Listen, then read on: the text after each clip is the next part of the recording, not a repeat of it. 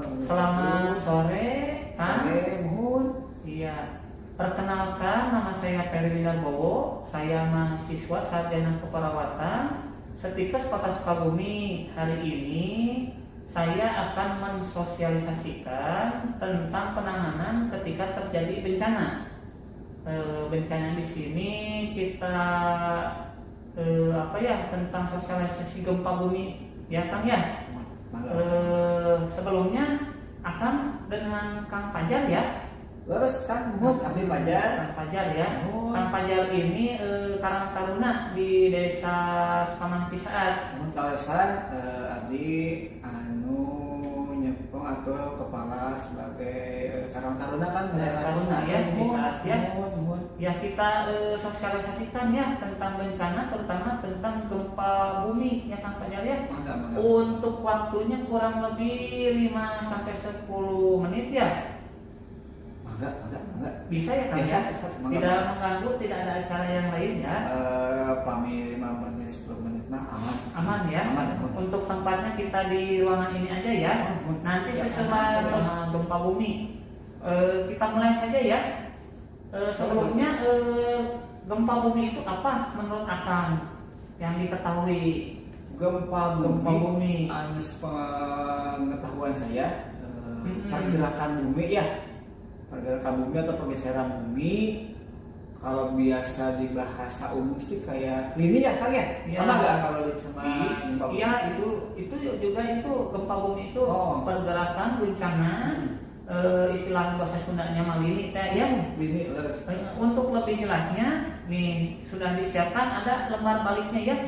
Kita jelaskan ya, satu persatu ya. Di sini ada tentang gempa bumi.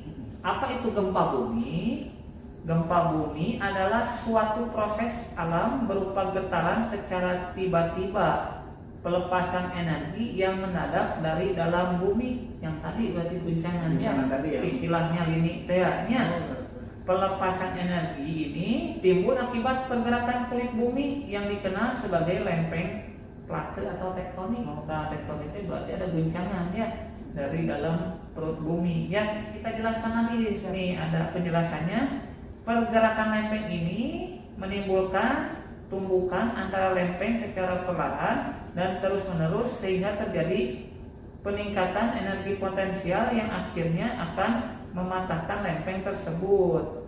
Secara mendadak akan menimbulkan pelepasan energi yang sangat besar sehingga menimbulkan getaran atau gempa bumi. Itu sudah dijelaskan ya. Jadi ada guncangan ya. Terus gempa bumi merupakan bencana alam yang paling banyak menimbulkan korban. Biasanya ya yang kasus di Cianjur itu ya, tetangga kita kemarin ya, yang di daerah Getbrong ya. Itu guncangannya ya kuat ya, menimbulkan korban, terus banyak terus korban reruntuhan bangunan ya. Terus bencana ini bersifat mendadak dan hampir tidak dapat diperkirakan kapan akan terjadi, kecuali gempa susulan yang terjadi beberapa saat setelah getaran pertama. Jadi ketika ada gempa yang awal itu tidak bisa kita deteksi pakai alat, kecuali kalau yang sudah gempa, nanti kan ada susulannya tuh, getaran-getarannya itu baru bisa terdeteksi. Jadi kalau pas gempa awal itu gak ada alat yang buat mengukurnya berarti ya? Sulit sekali. Kalau alatnya yang bisa menggunakan alat kalau ada gempa susulan. Kecuali kalau yang sudah ada gempa susulan, yang di Cianjur tuh, terus sudah gempa, ada gempa susulan itu kan ada himbauan. Saya kemarin dengar dari warga sekitar sana juga ya, katanya sih udah gempa besar ini, kemudian sudah ada gempa kecil-kecil yang terjadi. Gempa susulannya ya, harus waspada itu juga ya. Terus korban manusia yang disebabkan oleh gempa bumi pada umumnya timbul akibat tertimpa reruntuhan materi bangunan, runtuhan tebing, serta bahaya ikutan berupa tsunami, kebakaran dan lainnya. Jadi ketika ada gempa bumi kan sering itu korban-korbannya ya, reruntuhan rumah bangunan hancur, timpanya, ketindihan temboknya, terus ada yang ketindihan pohonnya dan lain-lain. Pokoknya mah kemarin kan banyak korban jiwa ya yang Cianjur yang belum diketemukan. Itu kebanyakan kena reruntuhan bangunan itu tanahnya. Iya. Terus kita jelaskan lagi bagaimana penanganan sebelum terjadi gempa bumi ya Kang ya. Boleh. Kita jelaskan. Yang pertama, sadar bencana, mempelajari penyebab gempa dan juga apa yang harus dilakukan bila gempa terjadi. Biasanya kita membuat konstruksi rumah tahan gempa. Kan sekarang ada ya bangunan tahan gempa itu ya. Itu ada ya. Terus memperhatikan sistem peringatan dini dan membuat sistem peringatan dini mandiri serta melaksanakan dan mengikuti simulasi bencana gempa. Nah, nanti kita ada simulasinya ya. Siap. Terus mengetahui di mana informasi gempa ini bisa kita dapatkan ketika kemarin ada gempa ya, langsung di TV itu ya, rame terus ya. Terus ada bagiannya BMKG itu ya, yang perakiraan cuaca gempa yang kayak gitu ya. Terus bisa kita dengar di radio gitu ya. Terus menyiapkan tas siaga bencana. Tas siaga bencana itu apa Kang? Nah, ini kita jelaskan. Tas siaga bencana ini itu untuk menyimpan dokumen-dokumen penting. Kayak akte, ijazah, akte, sertifikat ketika terjadi bencana. Kita sudah siap. Jadi si surat-surat berharga itu kita masukkan dalam satu tas. Ketika ini kita kan dikasih ya, kadang sila penyimpan di mana? Biasanya kebanyakan itu panik gitu ya. Tidak ada gempa, panik kan menyelamatkan diri. Iya, ingatnya kalau udah tertutup ya. Atau gimana kan kalau misalnya udah gempa terjadi, kalau sudah ada sertifikat, surat-surat berharga dimasukkan ke tas, kita langsung bisa ambil ya, menyelamatkan diri kita. Yang penting mah diri kita, keluarga, terus yang surat-surat penting gitu ya Kang ya. Terus bila saat terjadi gempa itu harus bagaimana? Nah, ini ya yang ini ada penjelasannya. Bila dalam ruangan tetap tenang ya Kang ya. Cari tempat aman untuk berlindung seperti di bawah meja, di bawah kusen pintu atau di sudut ruangan. Bila misalnya terjadi gempa, kita nggak sempat tuh lari. Kita menyelamatkan diri dulu aja. Kita ke kolong meja, tapi kolong mejanya yang kuat gitu ya. Bisa ke kolong tempat tidur. Berarti intinya jangan panik dulu berarti ya. Jangan panik dulu. Kalau udah panik yang kita belum harus gimana kadang gitu ya. Yang penting mah apalagi kalau gempanya goncangannya kencang gitu ya, berapa skala liter, kita jangan panik. Misalnya tidak keburu, ya kita masuk dulu ke tempat yang aman, misalnya saja ke kolong meja gitu ya. Terus hindari benda-benda yang mudah jatuh, misalnya lemari, lampu gantung, kaca ruangan, genting atau rumah dan lainnya. Kalau bukan takut ngedipak kita ya. Misalnya kita pas ada gempa, ngedeketan lampu gantung atau misalnya lemari, nah nanti kita bisa kena itu, kena kepala atau timpa lemari, kaca gitu nya. Terus jangan ngedeketan kaca, bisa kena kaca kan nanti menyebabkan luka-luka ya. Terus bahaya banyak. Terus bila di dalam ruangan misalnya di mall atau gimana ya, berlari keluar apabila masih bisa dilakukan dan jangan menggunakan lift. Kalau menggunakan lift itu resikonya bahaya. Kan kalau lift itu kan sempit gitu ya. Nanti kalau misalnya pas masuk karena muatannya penuh kan nggak jalan, ada gempa nanti. Takutnya juga mungkin takut aliran listrik mati, terjebak di lift ya. Ini yang masuknya banyak. Pokoknya mah pakai tangga aja ya. Pokoknya mah pakai tangga darurat gitu ya. Kita jangan masuk ke dalam lift ya. Harus ini diperhitungkan itu juga ya kan ya. Terus bila di luar ruangan, hindari dari jatuhnya kaca-kaca, papan reklame, tiang listrik, pohon-pohon dan lainnya. Kayak baliho partai gitu. Kan sekarang contohnya sekarang lagi ada pemilihan itu ya presiden DPR yang kayak gitu. Politiknya banyak bukan jangan mendekati kayak baliho, kayak pohon-pohon Ketika gempa kita teh jangan mendekatkan pohon, nanti kan pohon tumbang kena ke kita ketimpa. Berarti cari tempat yang luas, kalau bisa evakuasinya berarti ya ke lapang gitu ya, ke lapang atau ke tempat-tempat yang nggak ada dekat dengan pohon, terus tiang-tiang listrik, apalagi kalau tiang listrik nimpanya, terus ada kabel setrum ya.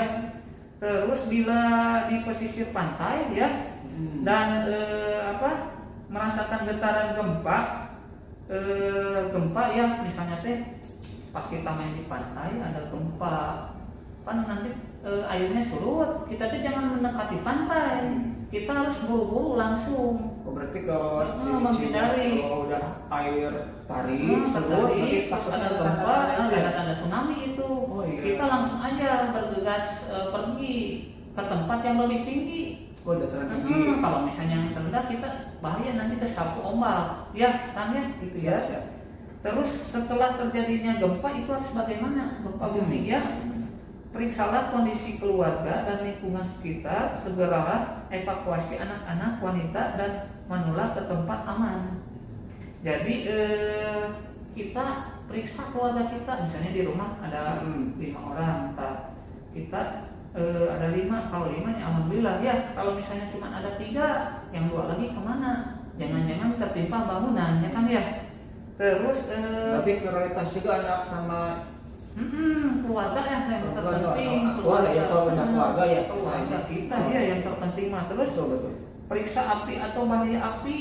Jadi ketika ketika gempa kan reruntuhan bangunan runtuh, bisa ada tabung gas atau kompor meledak atau ya jangan mendekati pokoknya bangunan yang runtuh mah ya, itu mah ada bagiannya nanti ya yang ini pemadam kebakaran yang membereskannya gitu ya.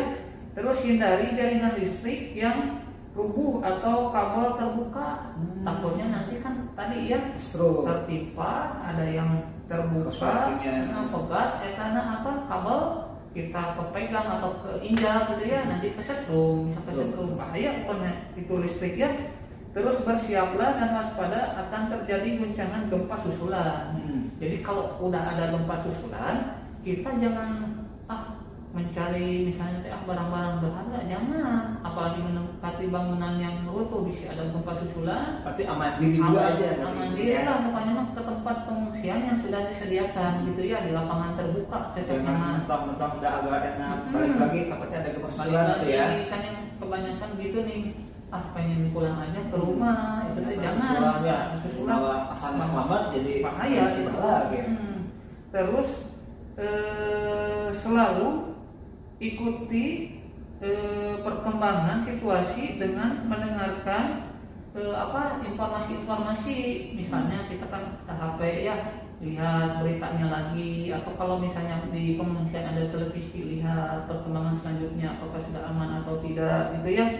Kalau sudah aman, sudah diizinkan balik lagi mencari barang berharga ya boleh, kalau enggak ya jangan dulu gitu ya. Biasanya kan kalau tempat-tempat kayak gitu misalkan sudah aman dan suka ada informasi dari tim atau dari apa biasanya tim yang itu teh BNPB itu ya, kita juga pasti kalau misalkan kata tim BNPB aman berarti baru kita boleh, tapi selama misalnya di pengungsian aja gitu ya, masih kondisinya tidak aman ya, kita ikuti ini instruksi dari ini ya, dari tim ya. Pokoknya mah jangan dulu ke bangunan yang urut gempa gitu ya, bahaya pokoknya ya kan ya. Terus laporkan kerugian ya, kerusakan serta korban yang hilang.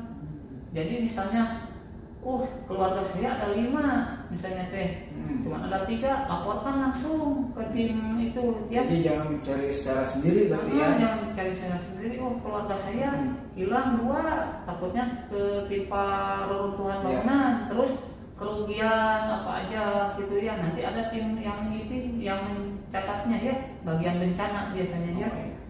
Alhamdulillah kan ya, penjelasan tentang penanggulangan bencana terutama gempa bumi ini sudah selesai. Alhamdulillah ya.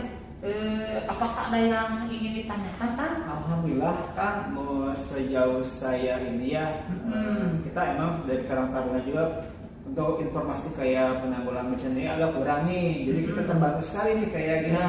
Tapi alangkah baiknya juga kita langsung nanti ke depannya melibatkan masyarakat untuk simulasi ya. Ada gambaran seperti apa ya?